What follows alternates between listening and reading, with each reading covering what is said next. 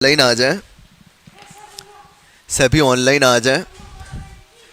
आवाज़ आ रही है नहीं, एक बार कंफर्म कर दें। आज थोड़ा सा ज़्यादा लिखना है, सभी जल्दी से आ जाएं ऑनलाइन। थोड़ा सा ज़्यादा लिखाने का है, आज कोशिश करेंगे गुप्त ख़त्म हो जाए, क्योंकि अपने एंशियंट काफ़ी दिन से चल रहा है। अभी लाइन से संगम काल भी पढ़ना है, चोल चेर पांड्या, उसके बाद गुप्तोत्तर काल भी पढ़ना है, जो कि थोड़ा सा लंबा हो सकता है। इसलिए सभी से अनुरोध है थोड़ा सा जल्दी आ जाए। चलो, यशस्वी का मैसेज आ गया कि आवाज़ आ गई है, आ रही है, तो अपन टाइम वेस्ट नहीं करते हैं, अपन तुरंत शुरू करते हैं। ठीक है, आज वाली क्लास जो है आप सुनते जाना, और मैम साइन लैंग्वेज में कन्वर्ट कर रही हैं शब्दों को, आप उसको भी साथ में लिखते भी जाना। ठीक है, सुनते जाना और मैम कन्वर्ट कर रही हैं साइन लैंग्वेज में, उसको लिखते जाना। ठीक है, अभी तक हम क्या था, राजा जितने आए थे लाइन से, उन सारे राजाओं के नाम वगैरह को क्या किए थे, लिख चुके थे। क्लियर है? अभी तक जो महत्वपूर्ण शासक आए थे उनके बारे में हम देख लिए हैं, और जो महत्वपूर्ण नहीं थे लेकिन लाइन से नाम आए थे उन नामों को भी हमने लिख लिया है। आज हम क्या देखेंगे, आज हम गुप्त काल का प्रशासन देखेंगे। उसमें कितने अध्यक्ष थे, क्या क्या चीज़ें होती थी, उनका प्रांत कैसा था, उनकी आर्थिक और सामाजिक दशाएं कैसी थी। ठीक है, अगर कोई बीच में छूट जाएगा तो मैसेज करना, या कोशिश करना क्लास को फिर से एक बार रिवाइज मतलब रिपीट करके देख ले। ठीक है, चलो, तो हमने ये देखा कि गुप्त शासक जितने भी आए थे उन्होंने तीन प्रकार की उपाधियां क्या की है, धारण की है। महाराज, महाराजाधिराज और सम्राट। क्लियर है? गुप्त शासक जितने भी आए थे उन्होंने तीन प्रकार की उपाधियां धारण की थी। एक महाराज, दूसरा राजाधिराज, महाराजाधिराज, और तीसरा सम्राट की। क्लियर है? चलो, अब मैं लाइन से आपको एक, मैं वो सुदर्शन झील वाला बोला हूं, उसको मैं लिखवाऊंगा लाइन से। अभी आप उस समय में कौन क्या अधिकारी था और क्या बोलता था, ठीक है, उसका क्या काम था, उस चीज को मैं बोर्ड में जल्दी से लिख रहा हूं और आपको एक बार रिपीट भी कर दूंगा। तो जो लोग देख के लिख रहे हैं जल्दी से बोर्ड को देख ले।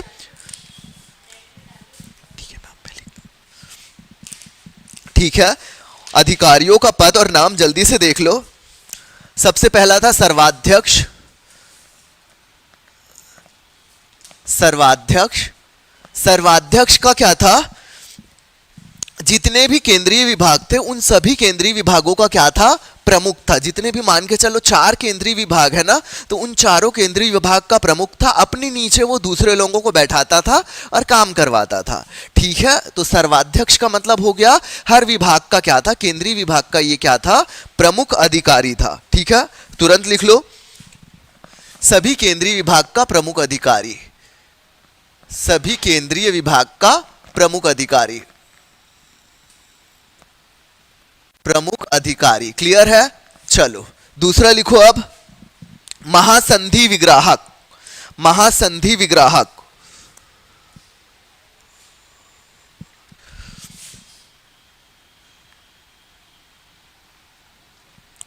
विग्राहक, परराष्ट्र मंत्री, पर राष्ट्र मंत्री। देखना है ना, महासंधि विग्राहक ना एक जगह और आएगा मराठों में। एक बार क्लास देखो, वो चल नहीं रही है क्या मैम? क्लास नहीं चल रही है क्या? हाँ सॉरी, वो उधर वो था ना, इसलिए मेरे को लगा।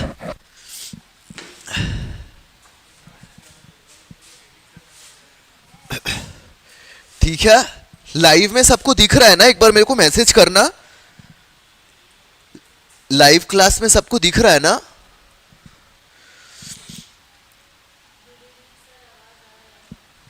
यशस्वी या कोई जो भी है एक बार मैसेज करना, लाइव में दिख रहा है ना? चलो ठीक है, मेरे में दिख रहा है, बाकी एक बार आप देख लेना। चलो ठीक है, तो एक कर, कर जो एकत्र करता है उससे भी संबंधित महासंधि वाला नाम आएगा। लेकिन गुप्त काल में जो हम नाम ले रहे हैं ये एक्चुअली क्या होगा, युद्ध वगैरह जो होता था ना, उससे संबंधित जो भी चीजें कलेक्ट होती थी, तो ये महासंधि विग्राहक जो है उसका कार्य करता था। तुरंत लिखो, प्रतिहार, प्रतिहार, प्रतिहार, प्रतिहार, ये अंतःपुर का रक्षक था। अंतःपुर मतलब जनाना खाना,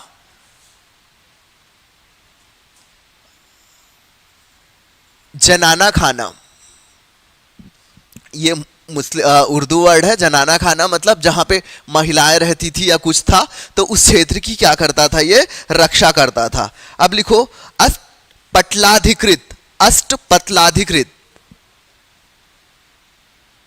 पटलाधिकृत, अष्टपटलाधिकृत। इसमें लिखो राजकीय पत्रों, राजकीय पत्रों या रिकॉर्ड वाला मंत्री, राजकीय पत्रों का या रिकॉर्ड वाला, पत्रों का रिकॉर्ड वगैरह रखने वाला क्या था, ये मंत्री था। ठीक है, ये थोड़ा सा जल्दी चल रहा है, लिखते जाओ, मैं एक बार फिर से रिपीट करके समझा दूंगा, ठीक है, परेशान मत होना। आशीष कोसले, भगवतीपुरा ईश्वर बिलासपुर को कहते थे क्या, यह अलग है? ठीक है भावेश सर, आपको ये कल कंफर्म कर देंगे, है ना, आपका ये जो क्वेश्चन है। अभी की क्लास पे आप ध्यान दो। महाप्रतिहार लिखो, महाप्रतिहार, महाप्रतिहार, महाप्रतिहार जैसे प्रतिहार अंतःपुर का रक्षक था, वैसे ही महाप्रतिहार क्या था, राजमहल के राजमहल का जो रक्षक था उनका मुखिया था, राजमहल के रक्षकों का मुखिया, रक्षकों का मुखिया, राजमहल के रक्षकों का मुखिया। छठवां लिखो, छठवां लिखो राजा मात्य, राजा मात्य, राजा मात्य, राजा मात्य, ये क्या था, राजा को सलाह देने वाला क्या था, परामर्श, राजा का परामर्शदाता, राजा का परामर्शदाता। ठीक है, राजा का परामर्शदाता। आज थोड़ा सा तेज चल रहा है, राजा का परामर्शदाता, क्लियर है। तुरंत लिखो महासेनापति,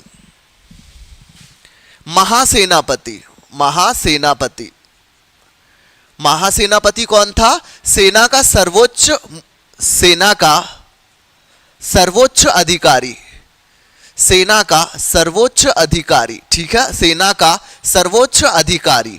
तुरंत अगला लिखो महाबलाधिकृत, महाबलाधिकृत, आराम से लिखना, महाबलाधिकृत, महाबलाधिकृत सेनापति को बोलते थे।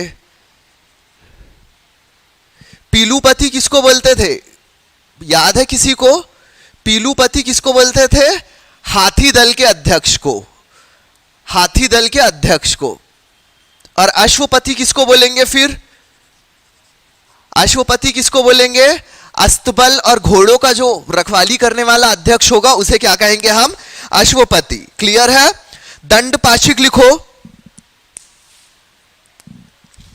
दंडपाशिक लिखो 11वां, दंडपाशिक, दंडपाशिक,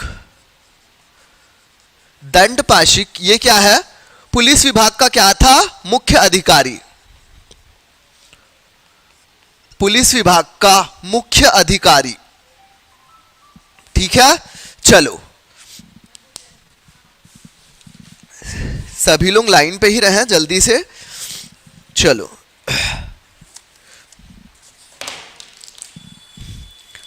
चलो इसको एक बार फिर से समझ लेते हैं, मैं बता दे रहा हूं। अभी तक क्या था, गुप्त शासन क्या था, इतना बड़ा साम्राज्य था, तो राजा क्या किया था, उसने बहुत से अधिकारियों की क्या किया था, नियुक्ति किया था। अधिकारियों के नाम आप मराठा शासन के, गुप्त काल के और मौर्य काल के, ये तीनों का याद रखना, यहां से कहीं ना कहीं आपका क्वेश्चन आता ही है। ठीक है, कौन से अधिकारी का किस पोस्ट का था या किस विभाग का था, मराठा, गुप्त और मौर्य, मराठा, गुप्त और मौर्य। उसके बाद जब आप मध्यकालीन में जाओगे तो मध्यकालीन में आप थोड़ा सा मराठा का, और इधर क्या बोलते हैं मुगल काल में कौन से अधिकारी थे वो उस समय आप पढ़ोगे। लेकिन ये जो प्राचीन काल में मैं बताया हूं मौर्य और गुप्त वाला, यहां से कंफर्म एक अधिकारी का क्या है विभाग पूछेगा। तो सबसे पहले हमने क्या बोला, सर्वाध्यक्ष, मतलब गुप्त काल में क्या था, एक अधिकारी ऐसा होता था जो सभी केंद्रीय विभागों का क्या होता था, अध्यक्ष होता था, जिसे हम सर्वाध्यक्ष कहते थे। क्लियर है। दूसरा था महासंधि विग्राहक, महासंधि विग्राहक वाला मैं एक बार और कंफर्म कर दूंगा आपको, अभी मैं एज इट इज लिख दिया हूं।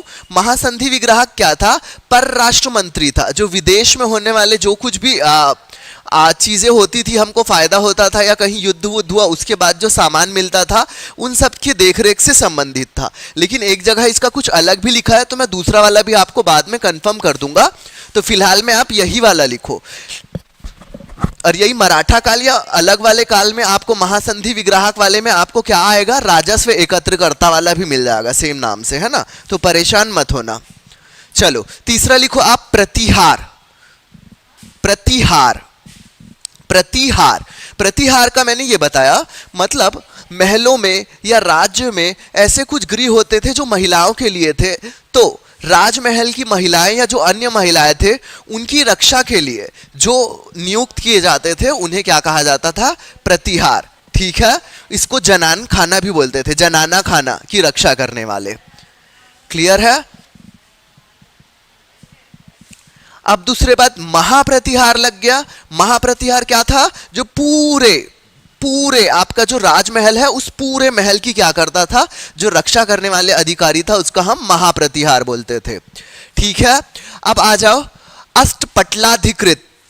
अष्टपटलाधिकृत ये एक ऐसा व्यापारी था, जो अधिकारी था, जो रिकॉर्ड करता था, सभी चीज को रिकॉर्ड रखता था। मतलब कौन से बाहर से पत्र आ रहे हैं, कौन से पत्र दूसरे राज्य में भेजे जा रहे हैं, इन सारे चीज का क्या करता था? वो रिकॉर्ड रखता था। क्लियर है? रिकॉर्ड रखता था, राजकीय पत्रों का रिकॉर्ड मंत्री टाइप का था। अष्टपटलाधिकृत, अष्टपटलाधिकृत। ठीक है, नाम थोड़े से टफ रहते हैं। उसके बाद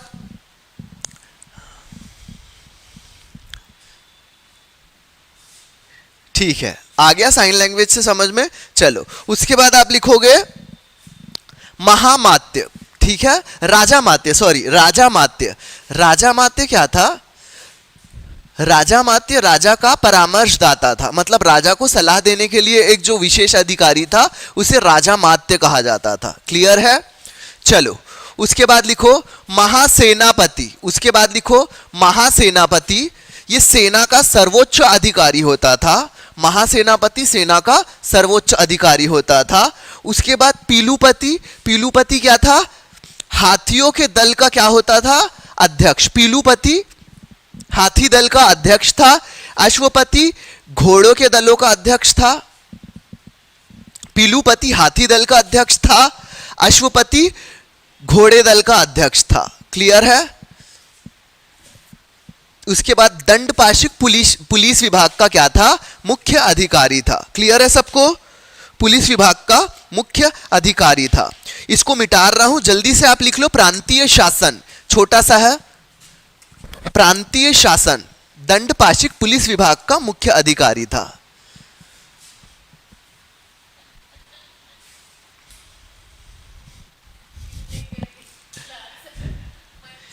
ठीक है, चलो मैं मिटा रहा हूं, और अभी जल्दी से मैं बस प्रांतीय व्यवस्था को शॉर्ट में लिखा रहा हूं। शॉर्ट मतलब वो शॉर्ट भी है, फुल भी है, आपके मेंस में भी काम आएगा। तो तुरंत जल्दी से लिखते हुए चलो, उसको फिर से एक बार समझा देंगे। तुरंत लिखना शुरू करो, हेडिंग डालो प्रांतीय व्यवस्था।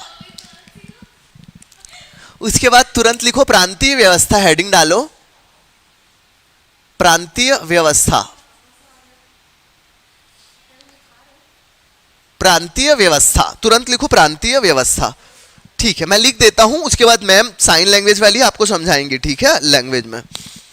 चलो सबसे लिखो, जैसे कोई बड़ा सा जब राजपाट आता है, तो हम हमेशा देखें क्या होता है, एक ऊपर रहता है, उसके नीचे कोई अपना कमान जो है थोड़े से नीचे वाले को दे देता है, फिर अपना कमान थोड़े से नीचे वाले को दे देता है। तो उस समय गुप्त काल की जब बात करें, तो उस समय भी हमारी सबसे छोटी इकाई क्या थी? ग्राम थी। क्लियर है? उस समय भी हमारी सबसे छोटी इकाई क्या थी? ग्राम थी। सबको समझ में आ रहा है क्या है यहाँ पे प्रांत? तो यहाँ पे क्या होगा, राज्य विषय में बटेगा, विषय से फिर ग्राम, ऐसे करके ऊपर से नीचे हम आते जाएंगे। चलो सबसे पहले लिखो प्रांत, सबसे पहले लिखो प्रांत, सबसे लिखो प्रांत। ठीक है, और इसके मुखिया को हम क्या बोलते थे? इसके मुखिया को हम बोलते थे भोगपति। लिखो, गोप्ता या भोगपति, गोप्ता या भोगपति। भोगपति मतलब क्या था? एक प्रांत पूरा रहता था, उसका मुख्य जो मुखिया रहता था उसको हम क्या बोलते थे? गोप्ता या भोगपति। उसके बाद लिखो विषय। विषय क्या होता था? जैसे हम सिटी से नीचे आए, हम शहर की बात कर रहे हैं, तो मतलब विषय क्या था? एक जिला था। मतलब जिला को उस समय हम क्या कहते थे? गुप्त काल में हम विषय बोलते थे, और इसके अध्यक्ष को हम क्या बोलते थे? विषयपति। विषयपति जो मुखिया रहता था उसको हम क्या बोलते थे? विषयपति कहते थे। क्लियर है? लोग ऑनलाइन क्लास में अभी जुड़े रहना, क्योंकि अभी इसका जो सामाजिक पक्ष आएगा वहां से क्वेश्चन निश्चित ही आता है। ठीक है, चलो, विषयपति। उसके बाद लिखो नगर। उसके बाद लिखो नगर।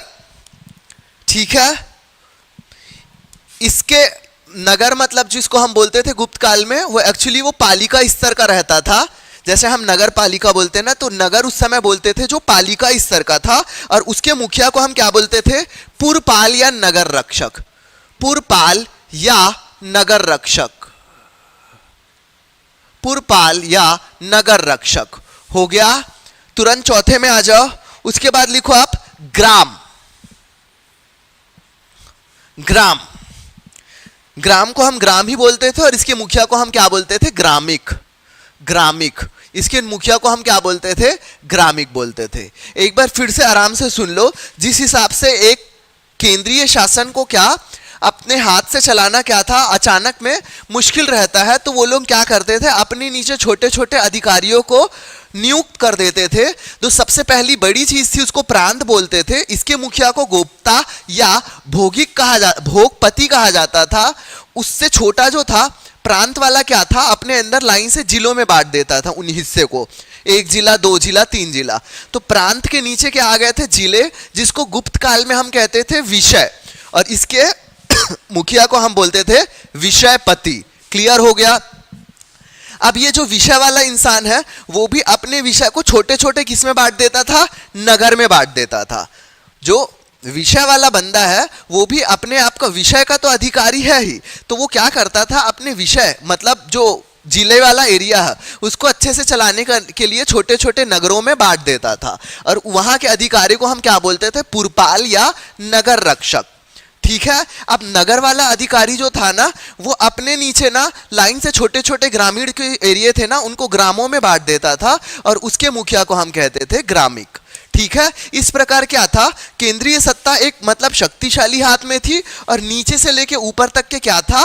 पकड़ बनी हुई थी। क्लियर है? चलो तुरंत लिखो न्याय प्रशासन। न्याय प्रशासन में सिर्फ एक लाइन है, सिर्फ एक लाइन है, आप सुन लो, उसको नहीं भी लिखोगे तो आपको ध्यान में रहना चाहिए। न्याय प्रशासन में आप लिखो राजा जो था ना वो सबसे मुख्य था।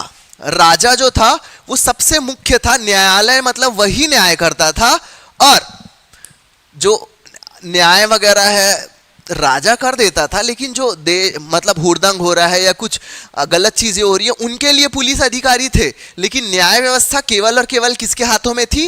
राजा के हाथों में थी। मतलब राजा बोल दिया इनको कारावास तो कारावास, राजा ने बोल दिया इनको ये जमीन दान मतलब जमीन दान। तो सम्राट ही क्या था? सर्वोच्च न्याय अधिकारी था। सम्राट मतलब जो शासक था वही गुप्त काल में क्या था? सर्वोच्च न्याय अधिकारी था। क्लियर है? क्लियर है सबको? अब हेडिंग डाल लो राजस्व के स्रोत। घबराना मत कि जल्दी जा रहे हैं, मैं इन सारी चीजों को एक बार फिर से रिपीट करूंगा। अभी लिखते चलो, अभी लिखते चलो, तुरंत लिखो राजस्व के स्रोत। राजस्व स्रोत, राजस्व स्रोत में मैं 5 किस्म का कर आपको लिखाऊंगा, वो कर आपको याद होने चाहिए। ठीक है, सबसे पहले लिखो भोग। सबसे पहले आप लिखो भोग। दूसरा आप लिखो भाग। पहला आप लिखो भोग। भोग के अंदर भी मैं आपको बता दे रहा हूं क्या होता था। राजा को मतलब क्या होती थी? जो प्रशासन का एक प्रशासन चलाते थे तो राजमहल के बाहर में एक हिस्सा था जहां पे अधिकारी बैठते थे और वहां के आसपास के जितने भी लोग थे फल फूल या कुछ चीज जो था राजा के दरबार में क्या करते थे, अर्पण करते थे। तो वही दान क्या कहलाता था, भोग कहलाता था। क्लियर है। और ये राजस्व का क्या था, एक स्रोत था, मतलब भोग के रूप में लोग क्या करते थे, राजा के ऊपर चढ़ाते थे। तो ये भोग हो गया। दूसरा आता है भाग। क्लियर है। दूसरा आता है भाग। अब भाग क्या था, ये क्या करते थे, कृषि करते थे, खेती करते थे, किसानी करते थे।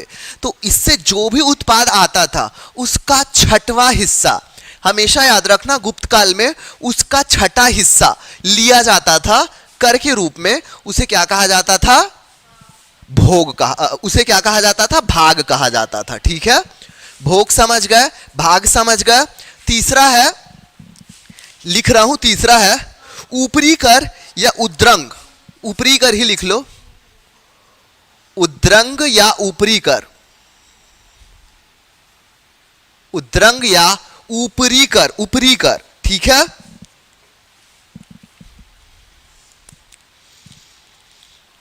ठीक है, सब लिख लिए। अब देखो क्या था, उस समय में बहुत सारे ऐसे भी लोग थे, इसको उस समय ऐसे भी लोग थे जिनके पास क्या था, खुद की भूमि नहीं थी, वो दूसरों की भूमि में क्या करते थे, काम करते थे। तो जो काम करते थे वो लोग टैक्स कैसे पटाएंगे। अभी तो हमने भाग में ये देख लिया कि जिसके जमीन में जितना अनाज हुआ उसका 1/6वां हिस्सा, मतलब छठवां भाग दे दिया। लेकिन जिनके पास जमीन नहीं है, जो खेती किसानी करते हैं दूसरों के जमीन में, वो कौन सा कर पटाते हैं, तो ये जो ऊपरी कर है ना, ये वो लोग पटाते थे। ठीक है, ऊपरी कर वो लोग पटाते थे जिनकी स्वयं की जमीन नहीं थी। ठीक है। अब लिखो वृष्टि, वृष्टि, वृष्टि, वन के वा, उसके नीचे में व्री, आधा शाह और टी, वृष्टि। ठीक है। गुप्त काल का ये क्या था, सर्व प्रमुख राजस्व कर था। गुप्त काल का सर्व प्रमुख राजस्व कर था वृष्टि।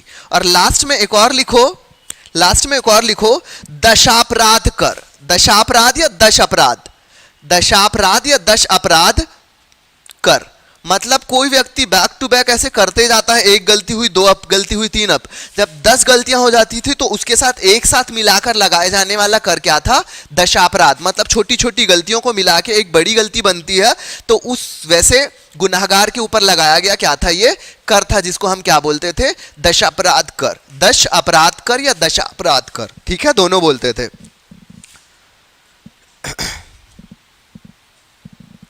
हो गया।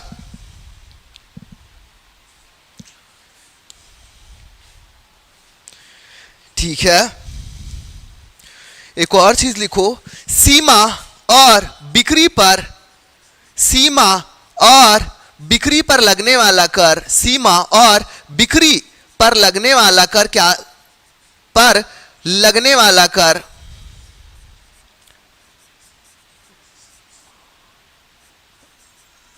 क्या था, शुल्क था। बोलोगे सर शुल्क का मतलब ही शुल्क होता है, तो उस समय शुल्क कहते थे। ठीक है, सीमा या बिक्री, मतलब आप सीमा पार कर रहे हो, सीमा पार से कुछ सामान लेके आ रहे हो, या आप कोई उद्योग धंधा चालू किया, उससे जो बिक्री हो रही है उसमें लगने वाला जो कर था उसको हम उस समय पे शुल्क कहते थे। मतलब शुल्क लगा है, उस टैक्स का नाम ही क्या था, शुल्क था। क्लियर है यहां पे सबको। चलो एक बार मैं फिर से सबको समझा रहा हूं, साइन लैंग्वेज वाले लोग आराम से ध्यान देना है ना।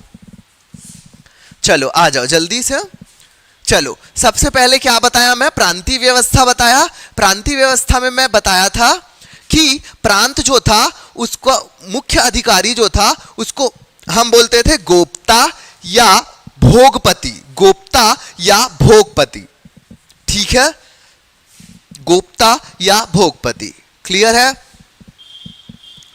प्रांत से जब हम थोड़ा सा नीचे आते थे तो प्रांत जो था ना, प्रांत वाला जो गोप्ता था ना, वो अपने अंदर अपने उस प्रांत को छोटे छोटे किस में बांट देता था, विषय में बांट देता था, छोटे छोटे विषय में बांट देता था। उस समय जिसको हम विषय बोलते थे, आज हम जिला बोलते हैं ना, मतलब छोटे छोटे जिला में बांट देता था।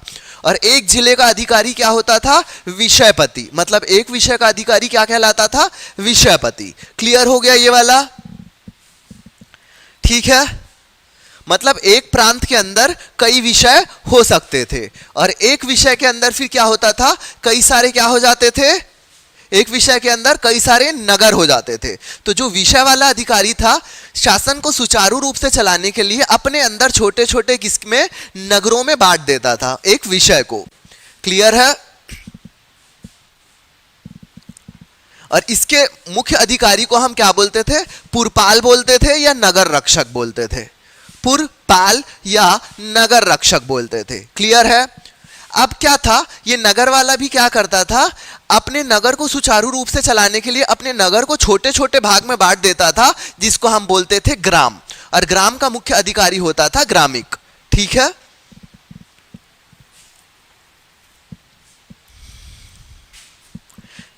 ग्रामिक यहां तक हो गया।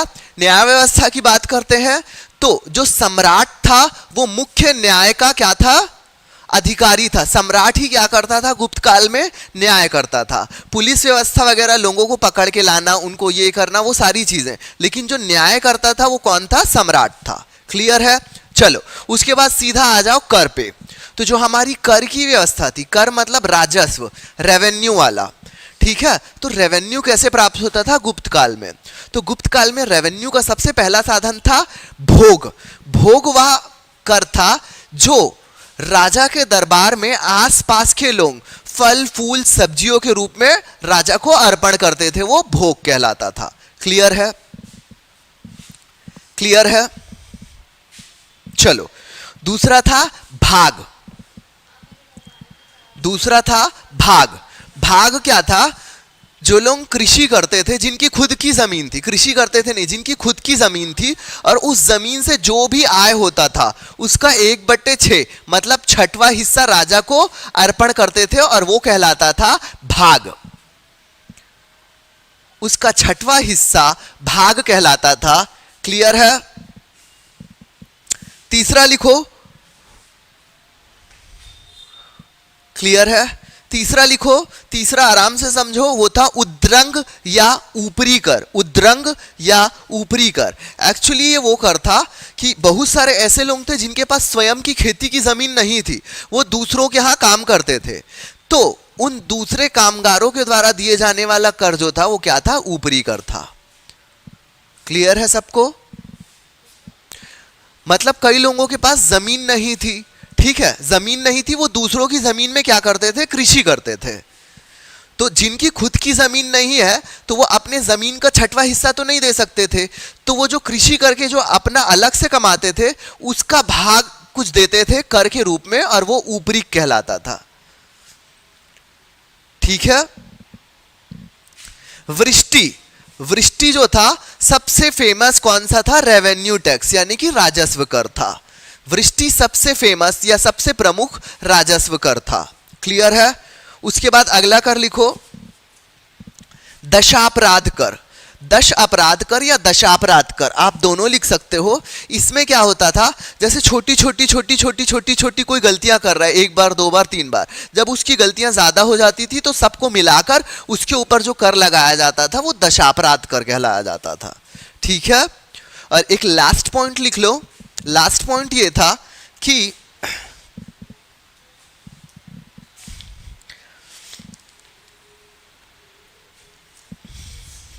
लास्ट पॉइंट, लास्ट कर वाला लिख लो। लास्ट कर क्या था, जो आयात निर्यात यानी कि बाहर वाले लोगों के साथ जो हम सीमा जिनके साथ साझा करते हैं, एक सीमा से इधर से उधर जाने के टाइम जो हमारा आयात निर्यात होता था उसमें, या हम कोई उद्योग धंधा चला रहे हैं, हमारी जो बिक्री हो रही है, इन दोनों ही वस्तुओं पे लगने वाले कर को हम क्या बोलते थे, शुल्क। ठीक है? गुप्त काल में इन दोनों पर लगने वाले कर को हम क्या बोलते थे, शुल्क बोलते थे। क्लियर है? शुल्क एक टैक्स का ही नाम था। क्लियर है सबको? ठीक है, चलो अब मैं गुप्त काल की सामाजिक स्थिति बता रहा हूं। सामाजिक स्थिति को आप एकदम आराम से सुनो कहानी के टाइप, और उसका एक पॉइंट जो बहुत इंपॉर्टेंट है उसको आप लिख के रख लो। ठीक है? वो कहीं ना कहीं एग्जाम में आएगा। चलो, तो सामाजिक वाले पॉइंट को एकदम आराम से सुनते ही चलना, अगर लिखना होगा तो लिखते भी चलना, इसको मैं बोर्ड में पूरा नहीं लिखवा रहा हूं। क्लियर है? चलो चलो, क्या था, भारतीय समाज जो हमारा था गुप्त काल में भी क्या था, 4 स्पष्ट वर्णों में बटा हुआ था। भारतीय समाज गुप्त काल में भी 4 स्पष्ट वर्णों में क्या था, बटा हुआ था। लेकिन जाति व्यवस्था उतनी जटिल नहीं थी, जाति व्यवस्था उतनी जटिल नहीं थी। पर क्या था यहाँ पे, इस समय में भी ब्राह्मण जो थे उनको विशेष सम्मान प्राप्त था। क्लियर है, इस समय भी ब्राह्मणों को विशेष सम्मान प्राप्त था। क्लियर हो गया सबको। अब ये वाली पॉइंट जो बोल रहा हूं उसको आप लिखोगे तो लिख लो, इस पॉइंट को मैं 2 बार रिपीट करूंगा। क्लियर है, लिखो।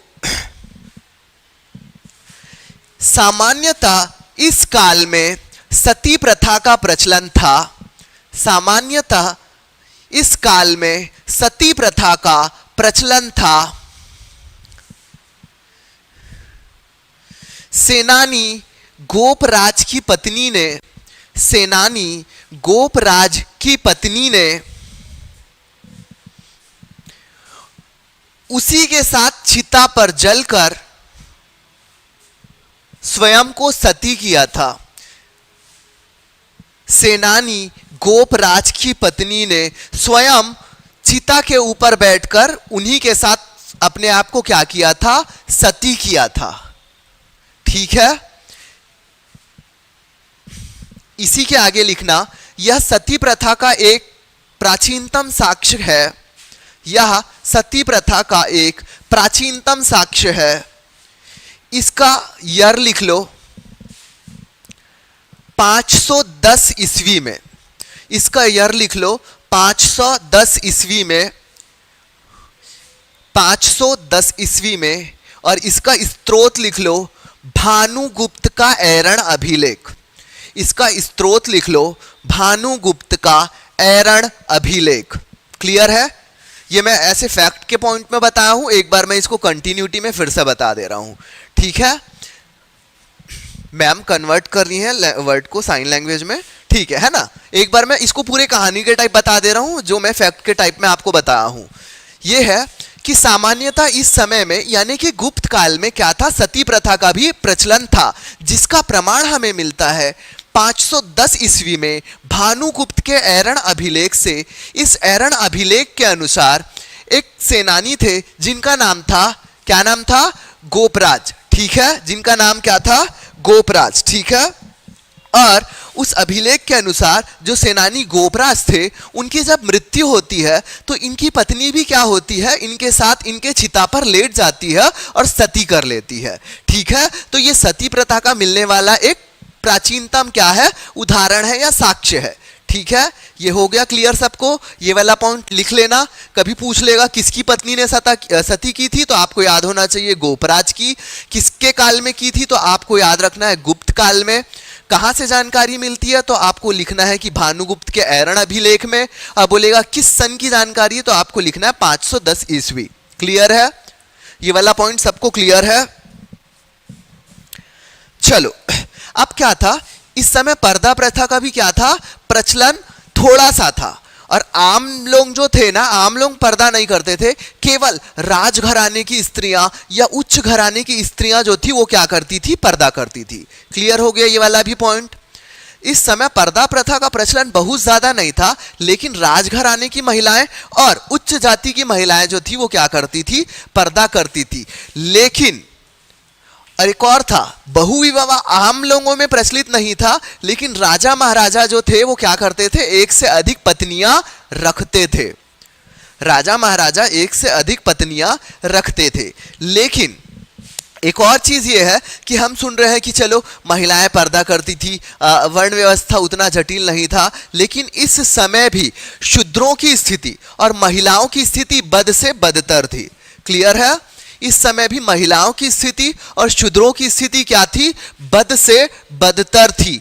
आपको इसका अंदाजा इसी बात से लग सकता है कि जो गुप्तकालीन नाटक लिखे गए थे या गुप्त काल में जो नाटक होते थे या कुछ चीजों का मंचन किया जाता था एक मंच के ऊपर, तो जो राजा महाराजा ब्राह्मण थे वो लोग अपने पात्र का संवाद किसमें करते थे, उच्च भाषा संस्कृत में करते थे, और जो महिलाएं थी उनको देशी भाषा यानी कि प्राकृत भाषा में ही उनके संवाद बुलवाए जाते थे उनसे। ठीक है, मतलब महिलाओं को संस्कृत के शब्दों तक का उच्चारण करने नहीं दिया जाता था। तो आप इस बात से अंदाजा लगा सकते हो कि महिलाओं की स्थिति उस समय पे भाई कैसे थी। क्लियर है, ये वाली चीज समझ में आई सबको?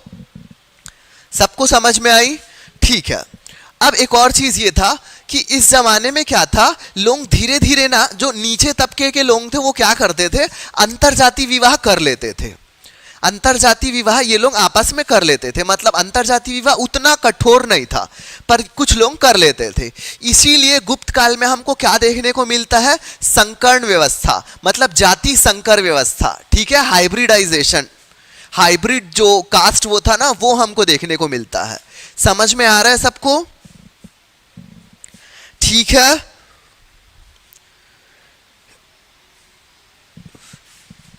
यहां तक सबको क्लियर है?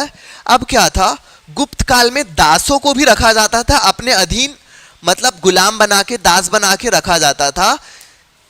गुप्त काल में दास प्रथा का भी प्रचलन था, लोगों को दास बनाकर रखा जाता था। और नारद एक जो है दार्शनिक है, लेखक है, उनके अनुसार हमें क्या पता चलता है कि गुप्त काल में 18 प्रकार के दास थे, मतलब उन्होंने 18 प्रकार के दासों का वर्णन किया है। मतलब एक दास ऐसा था जो झाड़ू पोछा करता हो, मैं अपने तरफ से बता रहा हूं ना, ये बुक में नहीं है।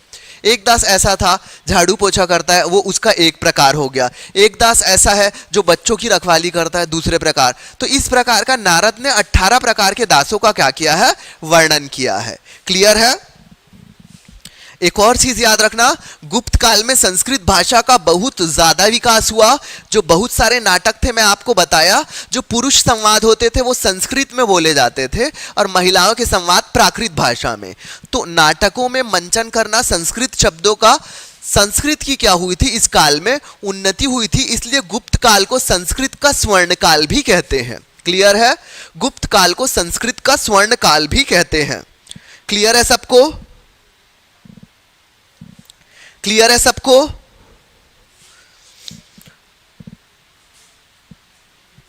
चलो, तो ये था गुप्त काल में सामाजिक अवस्था। सामाजिक अवस्था में हमने वर्ण व्यवस्था वाला भी देख लिया, महिलाओं की स्थिति भी देख लिया, हमने जातियों में अंतरजाति विवाह भी देख लिया, हमने दासों को भी देख लिया।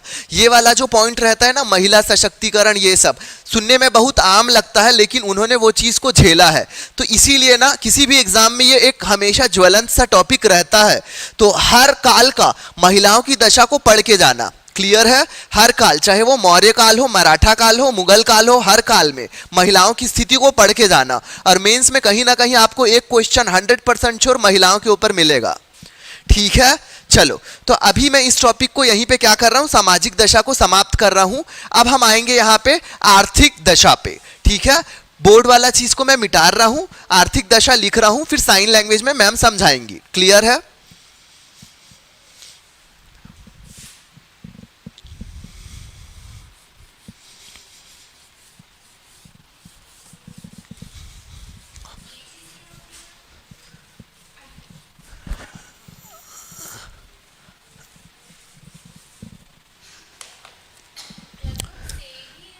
तुरंत लिख लो आर्थिक अवस्था, हेडिंग डाल लो आर्थिक अवस्था। आर्थिक अवस्था में भी आपको सिर्फ जो काम की चीज है वही लिखना है ना। आर्थिक अवस्था में मतलब हम यही बोलेंगे कि उस समय पे भी क्या था, कृषि होती थी, व्यापार होता था, रेशम मार्ग से ये वो। लेकिन ये याद रखना, गुप्तों के टाइम में रेशम मार्ग का महत्व कम होने लग जाएगा। ठीक है, वो चीज मैं गुप्तों के पतन के टाइम बताऊंगा। ठीक है, गुप्तों का पतन कैसे हुआ, गुप्त इतना बड़ा गुप्त साम्राज्य था ना, उसका पतन कैसे हो गया। तो उसके महत्वपूर्ण कारणों में से एक ये भी है कि रेशम मार्ग का जो था ना, वहां पे धीरे धीरे उसका प्रचलन वैसे ही रहा, लेकिन वहां पे लूट मार होने लग गई। किसकी लूट मार? हूणों का आक्रमण, वहां से माल को लूट लेते थे। दूसरा क्या था, रेशम मार्ग से जो व्यापार होता था चाइनीज और इधर हमारे देश में, तो क्या होता था, लूट मार तो करते थे, लेकिन हमारे देश वाले या उधर वाले लोग क्या हुए थे, धीरे से वो लोग स्वयं रेशम बनाने का टेक्निक जान लिए थे। तो व्यापार को क्या हुआ, थोड़ा सा नुकसान हुआ था। यही सब आगे जाके क्या होगा, गुप्त के पतन का कारण बनेगा। चलो, आर्थिक अवस्था को लिखो। सबसे पहला पॉइंट डाल लो, कृषि उद्योग। गुप्त काल में कृषि उद्योग सभी का विकास हुआ और कपड़ा उद्योग क्या था, अपने चरमोत्कर्ष में था। तभी तो हमारे यहां क्या होता था, रेशम मार्ग से कपड़ों का, रेशम का आदान प्रदान होता था। ठीक है, पहला पॉइंट हो गया। चलो तुरंत दूसरा लिखो। इस गुप्त काल में लगभग 5 प्रकार की भूमि पाई जाती थी। ठीक है, मतलब आर्थिक अवस्था के हिसाब से हमने भूमियों को 5 भागों में बांट दिया था। ठीक है, सबसे पहली भूमि को हम क्या बोलते थे? वास्तु भूमि। वास्तु भूमि, पहली भूमि को हम क्या बोलते थे? वास्तु भूमि। मेरे को नहीं लगता कि इसके बारे में बताने की जरूरत है, फिर भी मैं बता देता हूं। पहला वास्तु भूमि। दूसरा लिखो चारागाह भूमि। चारागाह भूमि। वास्तु भूमि वह भूमि होती थी जिसमें क्या करते थे? लोग निवास करते थे। ठीक है, चारागाह भूमि। चारागाह भूमि वो भूमि होती थी जिसमें क्या होते थे? चारे योग्य जो थे जानवरों के लिए वो उगाए जाते थे। तीसरी भूमि का नाम लिखो। तीसरी भूमि थी हमारी सिल भूमि। सिल भूमि। सिल भूमि। सिल भूमि ये ऐसी भूमि थी जिसमें हम क्या करते थे? कृषि करते थे, मतलब जोतने के योग्य थी वो, मतलब ये बंजर भूमियां नहीं थी। उसके बाद एक और लिखो, लास्ट वाला, अपराहत भूमि। अपराहत भूमि। अपराहत भूमि क्या थी? ये जंगली भूमि थी, मतलब जहां पे जंगली जानवर रहते थे, शेर, भालू, चीता, ये सब, तो ये क्या थी? जंगली भूमि थी। क्लियर है? चलो फिर से बता दे रहा हूं, भूमि क्या थी? भूमि को 5 उसमें बांटा था। वास्तु भूमि, चारागाह भूमि, सिल भूमि, एक, अच्छा सिल भूमि जो योग्य नहीं थी, है ना, याद रखना। उसके ऊपर सबसे पहले वाले में एक चीज छूट गया, उसको लिख लो। एक चीज को हम बोलते थे क्षेत्र। एक भूमि को हम क्षेत्र ही बोलते थे, और यह वह भूमि थी जो क्या थी? कृषि योग्य थी।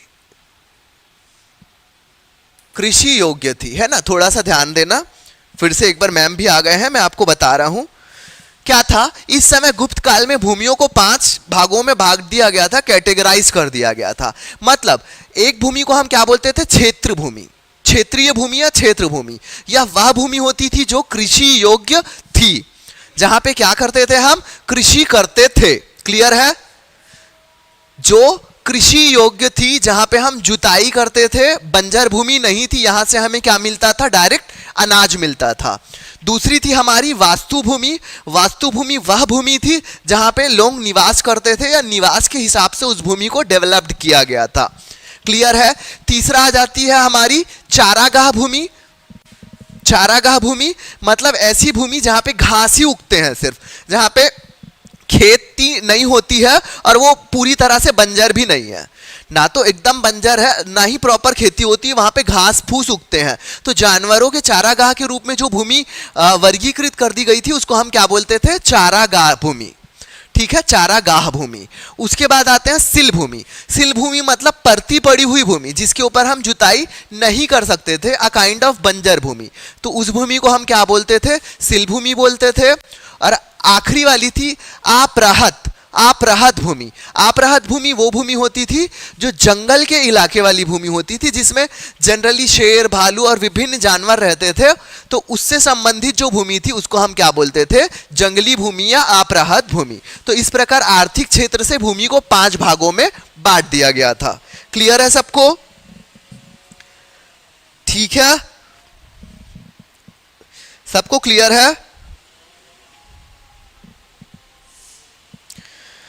अब एक पॉइंट और लिखो, आर्थिक स्थिति में ये गुप्त ही थे जिन्होंने सबसे ज्यादा स्वर्ण मुद्राएं चलाई है। फिर से लिख लो, इस चीज को नोट कर लो, ये गुप्त शासक ही थे जिन्होंने सबसे ज्यादा स्वर्ण मुद्राएं चलाई है। सबसे ज्यादा गोल्ड कॉइन, स्वर्ण मुद्राएं चलाई है। और इनकी स्वर्ण मुद्राओं को अभिलेखों में दीनार कहा गया है। और इनकी स्वर्ण मुद्राओं को अभिलेख में दीनार कहा गया है। क्लियर है? स्वर्ण सिक्के वाला याद आ रहा है क्या? मैं जब आपको कुषाण समझा रहा था, कुषाण मतलब कनिष्क के टाइम में, और मैं बताया था सबसे बेहतरीन तरीके के सिक्के किनके थे? कुषाणों के थे। तो कुषाणों के बाद सबसे ज्यादा स्वर्ण सिक्के जो चलाए हैं ये गुप्त थे। ठीक है, कुषाण के बाद ये गुप्त जो है उन्होंने सबसे ज्यादा स्वर्ण सिक्के चलाए हैं, और अभिलेखों में मतलब साक्ष्य के रूप में इनके सिक्कों को क्या कहा जाता है, दीनार कहा जाता है। और आपको एक ये होमवर्क है कि दीनार कहां की करेंसी का नाम है, दीनार कहां की करेंसी का नाम है, करेंसी मतलब कहां की मुद्रा दीनार है। क्लियर है? याद से मेरे को थोड़ा सा मैसेज करके भेजना, इससे क्या होता है एक क्यूरिकुलम एक्टिविटी टाइप का कनेक्शन होता है एक दूसरे से, है ना, क्वेश्चन आंसर के फॉर्म में। तो दीनार कहां की करेंसी है या कहां की मुद्रा है, मेरे को मैसेज करना व्हाट्सएप में या फिर टेलीग्राम में। ठीक है, दीनार कहां की मुद्रा है ये मेरे को मैसेज आप लोग करना, कहां पे, टेलीग्राम में। क्लियर है? चलो, अब गुप्तों का हमको दो चीज बच गया है, एक तो हमको महत्वपूर्ण तथ्य पढ़ना है उससे संबंधित जो एग्जाम में आए हैं, दूसरा हमें क्या पढ़ना है, गुप्तों के पतन के कारण पढ़ना है, और तीसरा जो सबसे ज्यादा महत्वपूर्ण पॉइंट वो ये है कि गुप्त काल में जो इंजीनियरिंग और मेडिकल साइंस से रिलेटेड जो इन्वेंशंस हुए हैं वो क्या है, गुप्त काल के ऊपर चार चांद लगाते हैं। मतलब चिकित्सा व्यवस्था, स्थापत्य कला, गणित शास्त्र, इन सब का जन्म और इस सब के मतलब संबंधित जो विद्वान थे ये यहां आपको गुप्त काल में ही मिलेंगे। ठीक है, एक बार मैं देख लेता हूं कितना टाइम बचा है। ठीक है, ठीक है, 5 मिनट बचा है।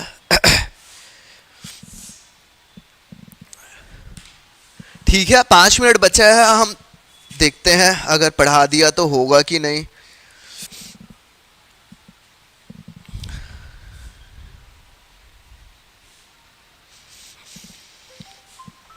चलो, तो ये जो है ना साइंस वाला पोर्शन है इंपॉर्टेंट है, इसलिए मैं उसको अभी थोड़ा सा नहीं पढ़ाता हूं, उसको कल की क्लास में खत्म कर दूंगा।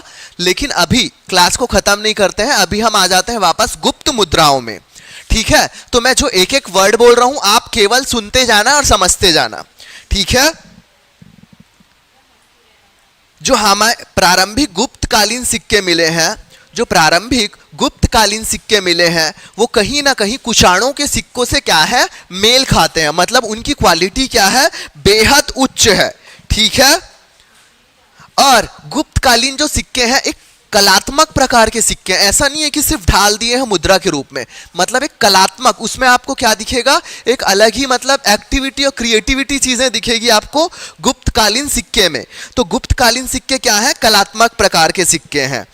ठीक है, जैसे हमने देखे थे मौर्य काल में ये वो 8 किस्म के सिक्के चलाए, इन्होंने 6 किस्म के, तो इस गुप्त काल में भी धनुर्धर प्रकार के, वीणा प्रकार के और हर प्रकार के सिक्के जो हैं चलाए गए हैं। ठीक है, तो याद रखना सिक्के सबसे ज्यादा क्या है, स्वर्ण वाले गुप्तों में ही आएंगे।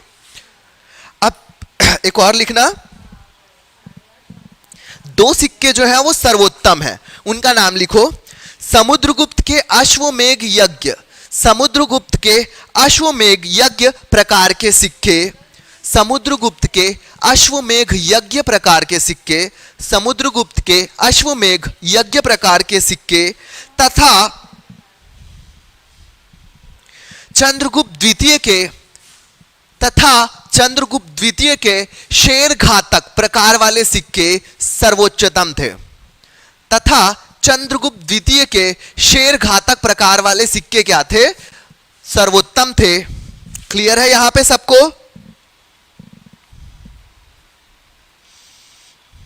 अब एक लाइन लिखना, लाइन लिखना, इसको नोट करके बॉक्स बना लेना। ये जो सिक्के यहां पे चलाए गए हैं उनको ढालने की प्रकृति या सिक्कों का जो मुद्रा लेख है वो पघात्मक प्रकार का है, पघात्मक है ना।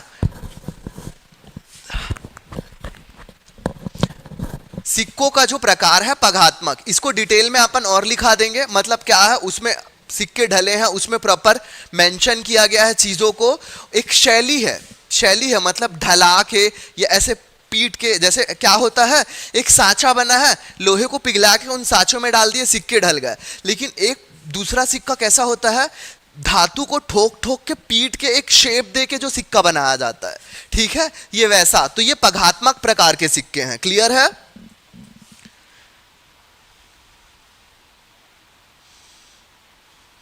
ठीक है, इन सबसे परे जो महिलाओं की स्थिति हमने बताया, इन सबसे परे धार्मिक सहिष्णुता थी यहाँ पे एक समृद्ध प्रशासनिक व्यवस्था थी, यहाँ पे बेहतर अधिकारियों की नियुक्ति थी, राजाओं का मतलब प्रभुत्व था।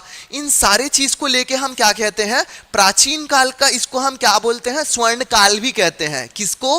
गुप्त काल को। क्लियर है? ओवरऑल गुप्त काल को हम क्या बोलते हैं, स्वर्ण काल भी कहते हैं प्राचीन इतिहास का। क्लियर है? ठीक है, स्वर्ण युग भी कहते हैं, क्लासिकल युग भी कहते हैं, लिख लेना। स्वर्ण युग भी कहते हैं, क्लासिकल युग भी कहते हैं, क्लासिकल युग भी कहते हैं। क्लियर है? तो आज की कक्षा में मैं सिर्फ इतना ही बता रहा हूं। कल मैं है आपको साइंटिफिक वाली चीजें बताऊंगा कि नक्षत्र की खोज मतलब क्या हुआ, दिन रात कैसे हो रहा है, सूर्य ग्रहण कैसे लग रहा है, चंद्र ग्रहण कैसे लग रहा है। ये सारे वाले कॉन्सेप्ट जो है ना, ये गुप्त काल में ही क्या किए गए हैं, इजाद किए गए हैं। क्लियर है? तो ये चीजों को हम देखेंगे, महत्वपूर्ण स्मरणीय तथ्य को पढ़ेंगे, और हो सकेगा तो जो संगम काल है, संगम काल में 3 वंश आएंगे, चोल, चेर और पांड्य। तो हम पांड्य वाले से शुरू करेंगे, तीनों में से एक को खत्म कर लेंगे। तो अभी की क्लास थोड़ी सी तेज चल रही है और महत्वपूर्ण भी है, तो आप लोग कृपया स्ट्रेंथ बनाए रखें। कल सैटरडे है, एब्सेंट मत करना। ठीक है, चलो अभी के लिए सभी को, अभी की क्लास को विराम देते हैं। सभी को शुभ रात्रि।